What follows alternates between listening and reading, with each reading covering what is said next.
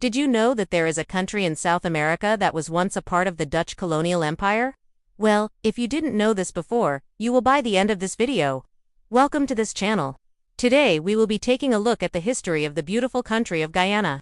But before we do so, I have a request. Please subscribe to this channel. We are currently at 923,000 subscribers.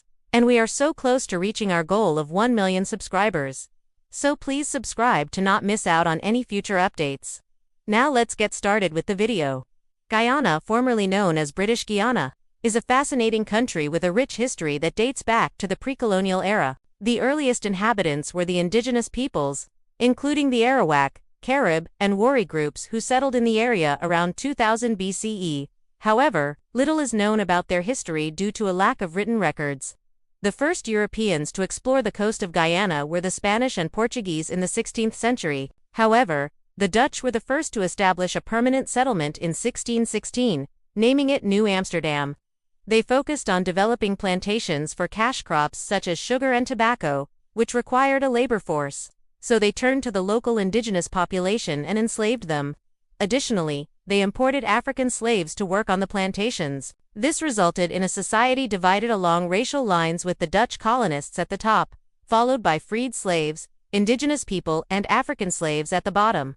In 1667, the Dutch and the British were fighting over control of the colony. The war was going badly for the Dutch. So they decided to sell their colony of New Amsterdam to the English for the North American colony of Suriname. The English renamed the colony to British Guiana. During the 18th century, the colony prospered due to the production of sugar, coffee, cocoa, and rice.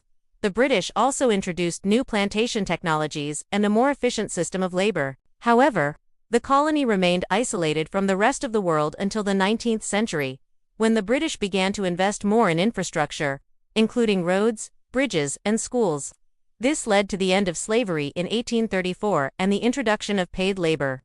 In the 20th century, British Guiana gained self-government and then independence from the United Kingdom in 1966. The country was initially led by a coalition government, but it soon became a one-party state under the People's National Congress. In 1970, the Forbes Burnham, the leader of the party, was ousted in a coup and the country descended into chaos. The army intervened and installed a military government led by Lieutenant Colonel. In 1985, the People's National Congress returned to power, but the country's economy continued to decline. In 1992, the first multi-party elections were held since 1966 and the People's Progressive Party won. This marked the beginning of a transition to democracy, and the country's economy began to improve. Since then, Guyana has continued to develop its democratic institutions and its economy has grown steadily. Today, Guyana is a vibrant democracy with a diverse population and a promising future.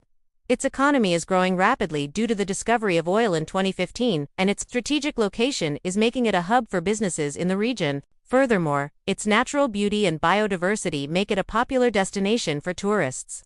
And that, my friends, brings us to the end of this video. If you enjoyed this video and learned something new, please give it a like. If you have any suggestions for topics that we should cover in the future, please leave them in the comments section below. And if you haven't already done so, please subscribe to not miss out on any future updates. Thank you for watching.